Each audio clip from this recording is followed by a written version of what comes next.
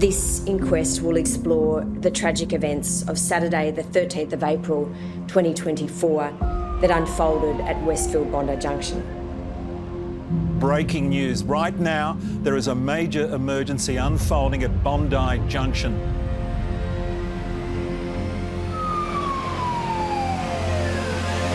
Australians will be shocked this evening. This was a horrific act of violence, indiscriminately targeted at innocent people. A young man in a footy jumper chasing shoppers with a knife. There was this real sense of panic and pandemonium. 7 dead, more in hospital with multiple stab wounds. It's a day this country will never forget. Oh, I love my son. I give my life for him. I love him nearly. And, you know, how do you love a monster?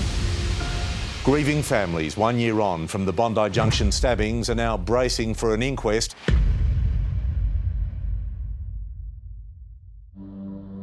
Our ultimate hope is to provide families and their loved ones, and also the broader community, with much needed answers about how the tragic events of the 13th of April 2024 occurred and how such events might be prevented in the future. The New South Wales Coroner's Court has heard 5 weeks of evidence about the Bondi Junction attack. We've learned a lot about how it unfolded, the response, what went wrong, what needs to change. We've also heard some confronting details about the events that shaped that terrible day. So what's the situation? Who lives here at the address? It's my family's place. Yeah. So I live here with my mum and my dad. This is Joel Couchy, outside his parents' home in Queensland. It's 15 months before he went on a stabbing rampage inside a Sydney shopping centre, and several years after he stopped taking medication for schizophrenia. I'd like to report a crime if that's okay. Yeah. Yes. So my dad has taken some of my property. It's pretty expensive. And he won't give it back. I tried to resolve it, and he will not return it, and I can't really afford a replacement. Mr. Couchy had accused his father of stealing his military collector knives.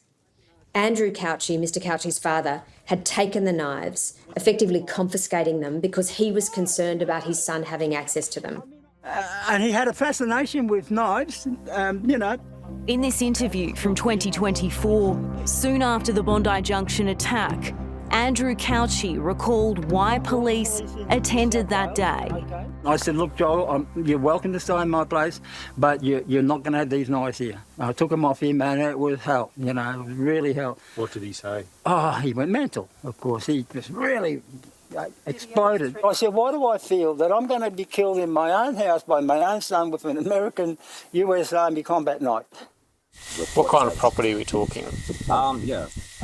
It is some military collector's items. Yeah. What kind of item, mate? There's a US K-bar, like some shoes. So what's sorry? US knives. Knives, yeah. So there's like a US Army knife or 3 or so.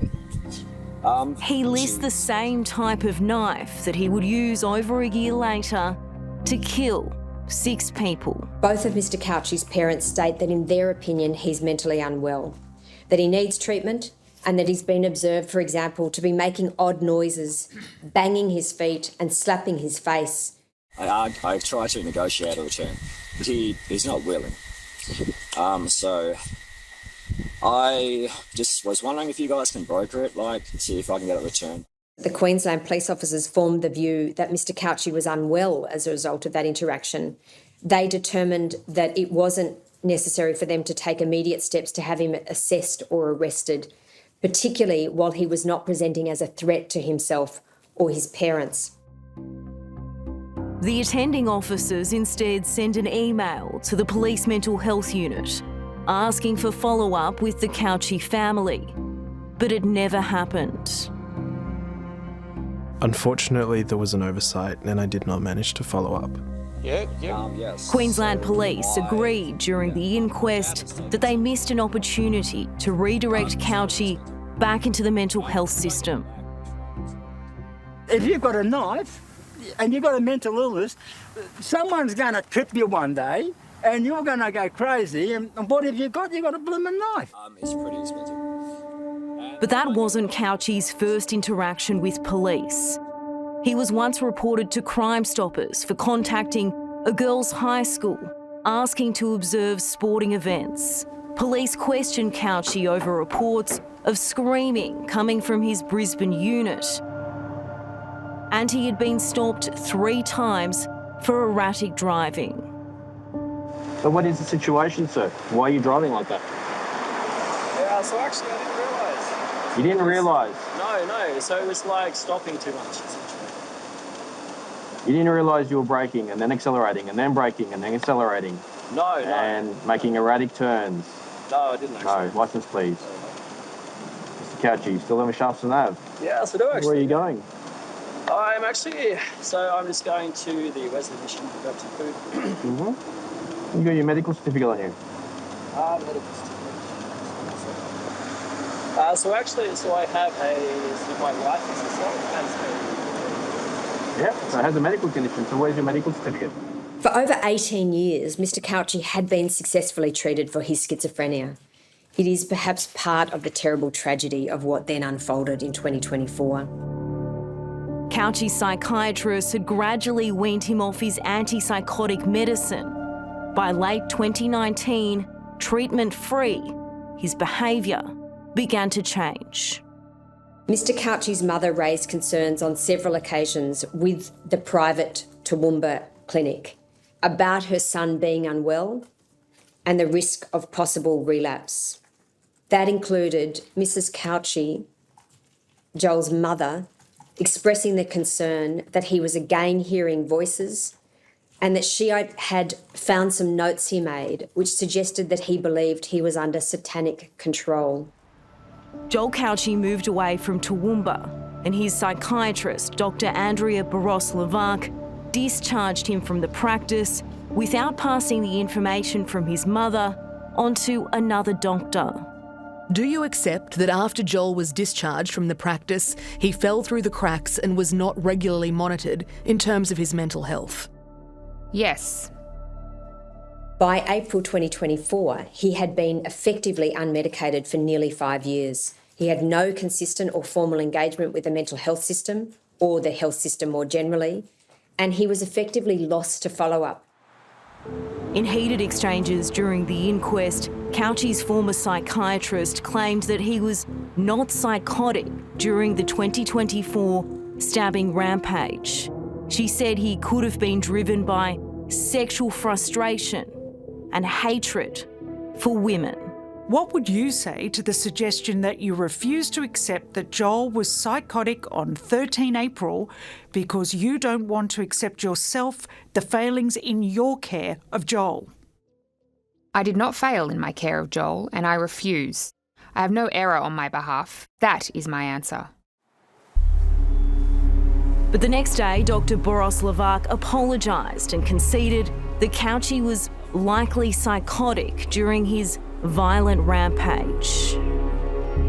Did anyone let him down, do you think? No, he let himself down because, look, he was taken on medication because he was doing so well, but then he just took off to Brisbane and I went down there and spent a day every now and again with him and did everything I can, but then he took off to Sydney. By 2024, Mr. Couchy was 40 years old, homeless, in Sydney, completely detached from the mental health system. Data from Joel Couchy's phone revealed that as his mental health deteriorated, he went down an alarming and eventually catastrophic path. Those records are distressing. They demonstrate that Mr. Couchy was a person who was extremely unwell. Searches on his phone indicate that from at least around 2022, Mr. Couchy was preoccupied with weapons, with violence, and with mass killing. First, he had, in the years prior to 2024, purchased several knives, one of which was ultimately used at Westfield Bondi Junction on that day. Second, leading up to the attacks, Mr. Couchy made a note on his phone, which is dated the 25th of January 2024, that read, "Call knife sharpener and confirm it doesn't need sharpening for maul use." And on the 12th of February 2024, he made a note to check out mauls and also where to run. Third, the browsing history on Mr. Couchy's mobile phone, beginning in around late 2022, suggested a preoccupation with death and murder. Couchy looked up information about serial killers, mass stabbings, and on the day of his attack, he researched the Columbine school shooting.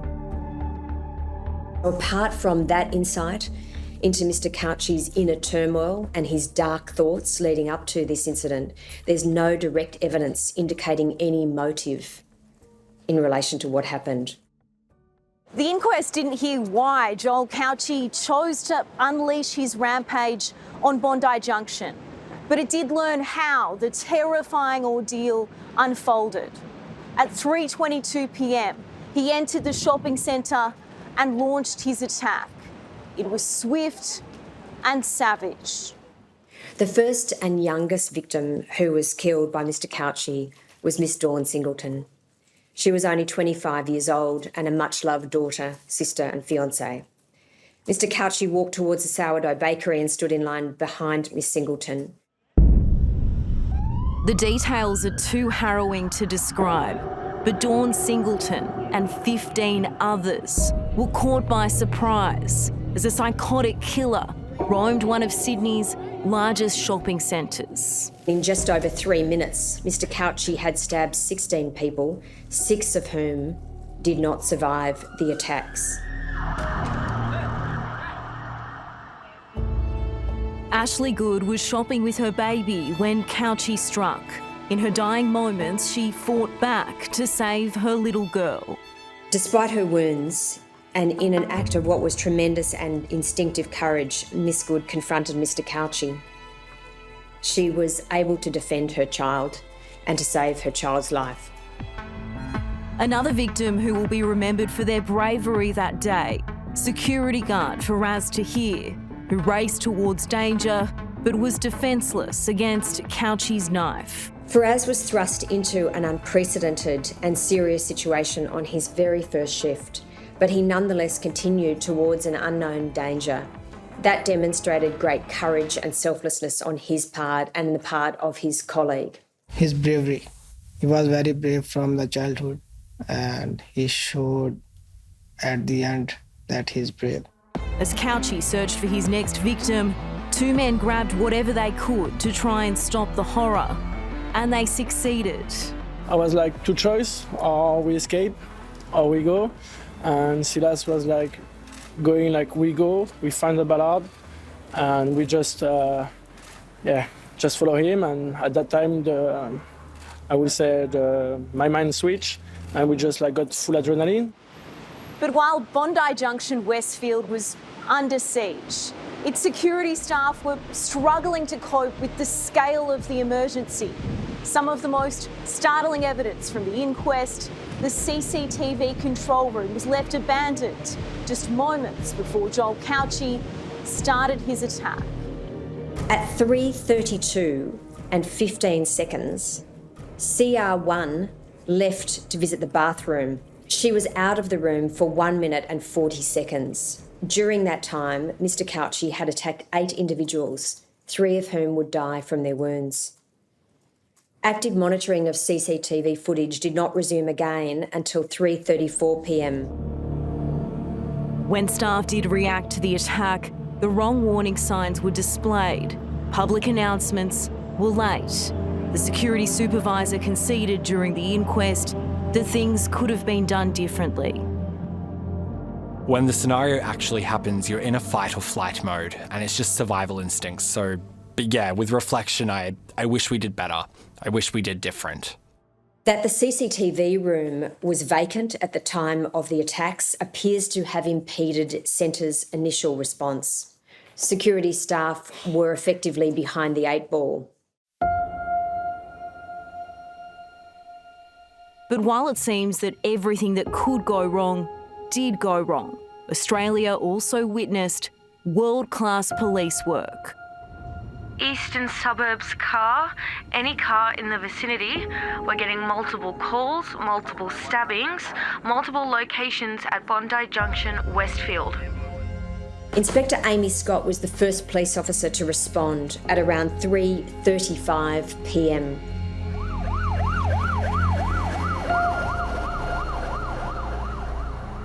As I got out of the vehicle, people started saying to me, there's a guy in there with a knife.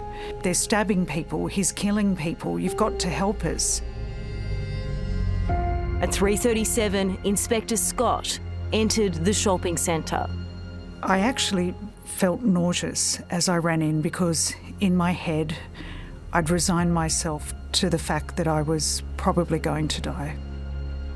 Inspector Scott then started a foot pursuit of Mr. Couchy with the assistance of the bystanders who were directing her. At 3:38, Inspector Scott closed in on Couchy. There was still no alarm, and some shoppers had no idea of the danger they faced. At that time, Mr. Couchy paused and turned around. At 3:38 p.m. and 12 seconds, Inspector Scott ordered Mr. Couchy to drop the knife. He didn't do so, and she drew her firearm. Mr. Couchy then began to run towards Inspector Scott at speed and downhill. At 3:38 p.m. and 33 seconds, Inspector Scott fired 3 shots from her police-issued firearm. It might seem like an obvious question, but what was going through your mind when you fired the first shot? That he was going to kill me. 85 seconds after Inspector Scott arrived on scene, the threat was neutralised. It is uncontroversial that the quick and courageous actions of Inspector Scott on the 13th of April 2024 saved the lives of many others in Westfield Bondi Junction. But the chaos was far from over. By 4 p.m, Inspector Amy Scott was certain that there was only one suspect and she had shot him. But communication between police and ambulance services faltered. Paramedics feared there was a second attacker and pulled back from the scene. I have a direction from the police. The scene is still hot. All our crews are to exit Westfield and return to the casualty clearing station. Any form of lockdown or restriction on access by first responders would obviously have the potential to compromise care and could have had a catastrophic consequence. Fortunately, it did not. While the 13th of April 2024 was a terrible day of fear and sadness, there were many instances of exceptional courage and compassion from those who were simply caught up in the events. The incident was obviously extremely traumatic for so many people, so it is difficult to revisit it. But when people are so kind and acknowledge us in the way that they have, it's really helped the healing process, I would say. I was telling her on the escalator that she needs to get her gun with her. The guy is dangerous and he won't stop. He will go for it. Do you feel comfortable being called heroes? We don't know if we would react the same way again, but yeah, we're not heroes. We just did what needed to be done. They didn't know if he was the only offender. They didn't know if he had a gun. They didn't know if this was a terrorist attack, and they didn't know what would happen next. But despite that, for many people, their focus was on helping those who had been injured. The inquest was set up at rapid speed. It's revealed some troubling truths and will recommend change, all with one overarching objective: to ensure that lessons are learned and mistakes are not repeated. I want politicians, both federal and state, to address the gaps in mental health care to make it a safer world for our girls and all Australians. My glorious, loving, soft-hearted, hard-working daughter was murdered on April 13 while shopping for a birthday present for a child's party the next day. How ordinary. Jade Young's mother told the inquest, "I'm hurt so terribly that our lovely, loving, clever, gentle girl no longer has the chance to be. She only exists in the past." I miss her very much. Like, I'm still not used to the fact. Artist Preoccupatia's sons hope no family has to suffer like this. I hope that, like, she's looking at us now, and I just want to make her feel happy however I can, and it's hard. She was made of something different, something rare and beautiful. Her death so sudden, so violent, so opposite of the peace she deserved. And the parents of student Ishan Cheng wrote, "We never had the chance to tell her that being her mother and father was the greatest gift life ever gave us."